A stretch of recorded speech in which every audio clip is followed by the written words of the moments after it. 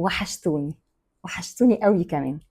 جايلي سؤال من حد قريب مني جدا وحبيبتي جدا. بتقولي عملتي ايه في اول جوازك وفي اول خلفتك؟ يعني كانت الدنيا معاكي ظابطه ولا مش ظابطه؟ وازاي عرفتي تعملي موضوع ان ابقى بمكياج ولبس ومعايا بيبي بيعيط؟ عملتي ايه؟ قلت لها الحكايه دي لازم اعملها فيديو. انا مش هرد عليكي دلوقتي عشان كله يستفاد. تجربتي كانت من اصعب التجارب اللي تقابليها في حياتك. في حياتك. على فكره انا في كل قصصي اي حاجه في اول جوازي كانت عندي مشاكل كبيره قوي.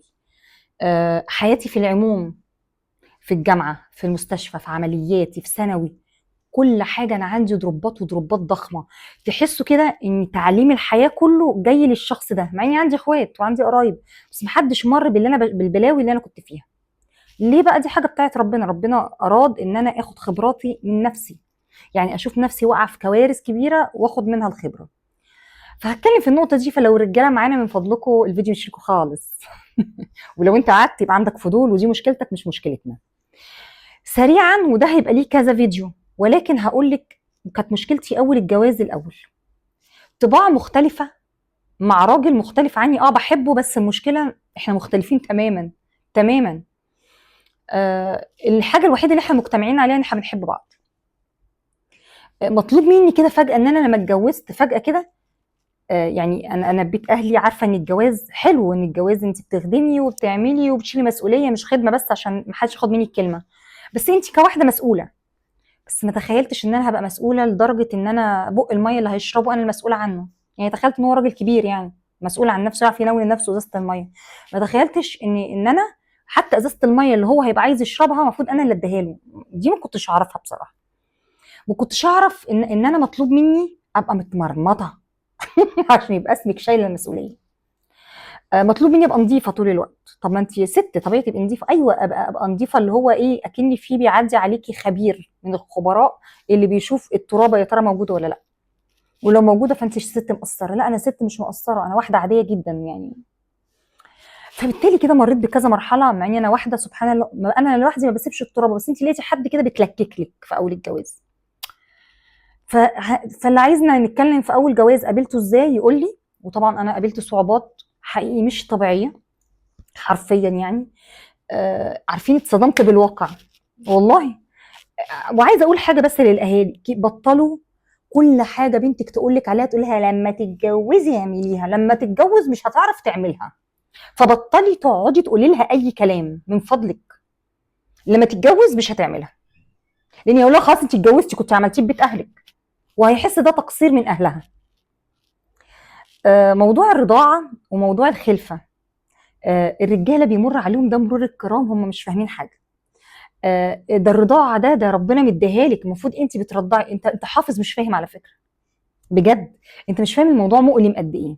الرجاله مش فاهمه، انا جايه اقول لك الموضوع مؤلم. مفيش واحده عدت منه كده غير الجبلات بقى، صنف الجبلات اللي تبقى قاعده عامله لا بترضع كده وعندها بلاهه. دي حره. احنا بنتكلم على الست العاديه. مؤلم. لا انتوا المفروض تاخديه ده انا كنت بحب ابني يرضع مني. ده بعد تدريبات، انا بقول لك بعد شهور، لانه مش بيرضع سنه، ممكن سنه ونص. فتدريب، انا بتكلم على واحده اول ما بتخلف. ببقى مبسوطه بموضوع الرضاعه، بس مش مبسوطه ان انا ما بنامش. مش مبسوطه ان انا مش عارفه اخد دش. انا الشاور داخله بالاستئذان، اللي هو لو سمحت شيلها 5 دقايق عشان عايزه اخد شاور. عايزه اعمل بيبي، اقعد استنى اعمل اي حاجه، افضل اهز فيها لحد ما هي تحاول تنام، اكون انا نسيت ان انا عايزه اعمل بيبي، والاقي نفسي ان انا دخلت الحمام ده مره في اليوم، اتزنقت فيهم 6 مرات مثلا.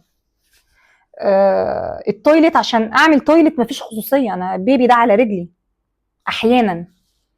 عشان اعمل تويليت انا سامعه صوته بيعيط بره، وابوه متضايق انه شايله، فانا جوه بعمل اللي هو يا جماعه هو مكان المفروض انا بقضي فيه حاجتي، انا مش عارفه اقضي حاجتي.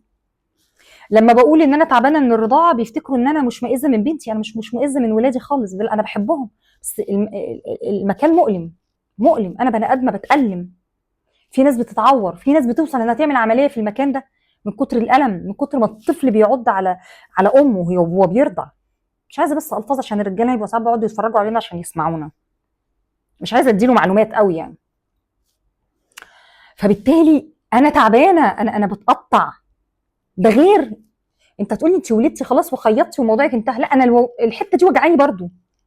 يعني انا مكان الولاده وجعني. مكان الرضاعه واجعني، ما بنامش، تعبانه، استحملي لله يا اخي، اعتبرني واحده ماشيه في الشارع كده وانت بتساعدها، استحملي لله بجد، لاني انا اعتبرني مختله عقليا، حطيني تحت البند ده احسن. انا واحده ما بنامش، انا واحده بيتشد مني كل فيتاميناتي وكل حاجتي اللي ممكن اقوم الاقي نفسي بدوخ. بغير بامبرز، في ستات بتبقى واخده الموضوع ده عادي وفي ستات لا، بس احنا بنتكلم في الطبيعي. ما هو مش طبيعي برضو، ما حتى لو الستات اللي واخده الموضوع عادي، ما هوش طبيعي اشوف بيبي في عيني، يعني مش عايزه اقول اسمها، ابقى اشيل بيبي بايدي كده وامسحه وابقى طبيعيه. ما اكيد في حاجه برضو، احنا بني ادمين على فكره، ده ضناكي.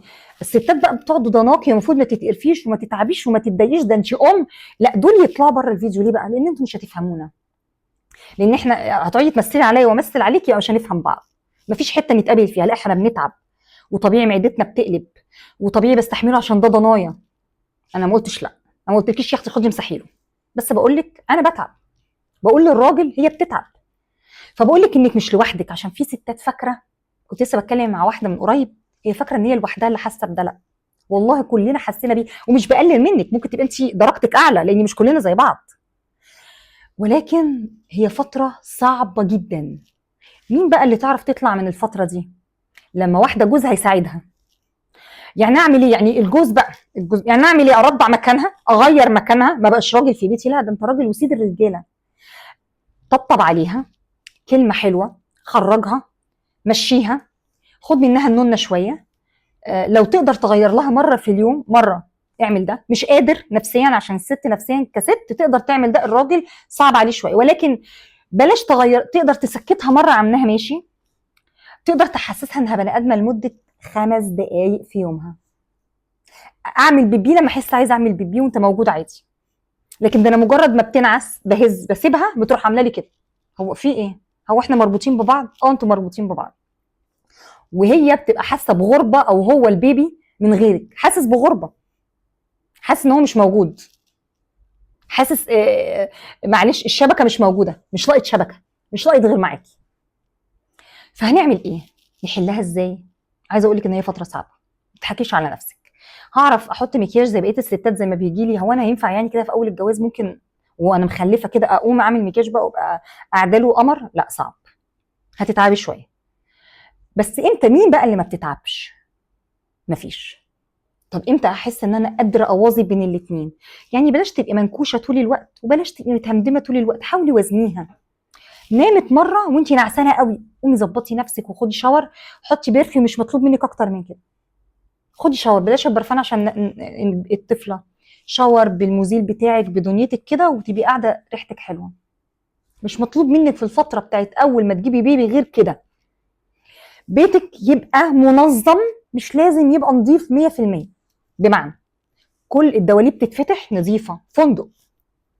المطبخ مفيش مواعين، اللي تقدري تعرفي تعملي تعمليه، مش مطلوب منك تطلعي الحلل وتروقي وتنزلي النيش وتطلعي، بس على الاقل بمهفه ابقى جايبه الحاجه من بره. انت كاول الجواز او اول الخلفه هتتعودي ان تبقى شايله انت بيبي وحاطه ايدك عليه في ظهره كده، بتعملي كل حاجه بايدك، وده محتاج تعود شويه وتعب. اللي عايز معلومات عن اول الجواز تاني واول الخلفه تاني يقول. صدقوني اللي انا مريت بيه كان تجربه مريره والله.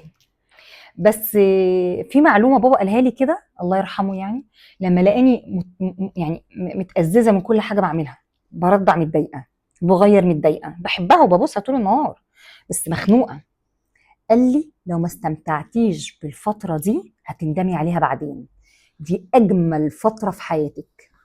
فهمتها بعد ما نورسين كبرت، بس عوضتها في مهند. اشوفكم في فيديو جديد، وعرفوني لو عايزين فيديوهات عن اول الجواز ايه الانواع اللي عايزين نتكلم فيها. ويا ريت الرجاله ما يسمعوش الفيديوهات اللي من النوع ده، مش مطلوب منك تعرف حاجه، لو ما كانش عندك رحمه لوحدك فيديو زي ده مش هيغير فيك حاجه. السلام عليكم.